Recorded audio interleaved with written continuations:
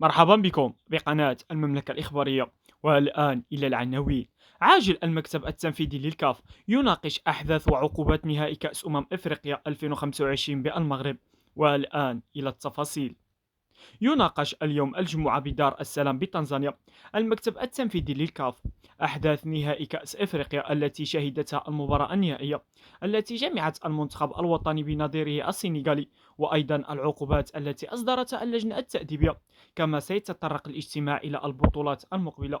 كأس إفريقيا للسيدات 17 مارس 3 أبريل 2026. كأس إفريقيا لكرة الصالات من 6 إلى 15 أبريل 2026. كأس إفريقيا تحت 17 سنة 25 أبريل 15 مايو 2026. كأس الاتحاد الإفريقي النهائيات 9 مايو الذهاب 16 مايو الإياب. عصبة أبطال إفريقيا النهائيات 15 مايو الذهاب 24 مايو الإياب. شكرا، هذا كل ما في الموضوع. كنتمنى والخوت أنكم تخليونا الآراء ديالكم ونتلاقاو في أخبار جديدة إن شاء الله.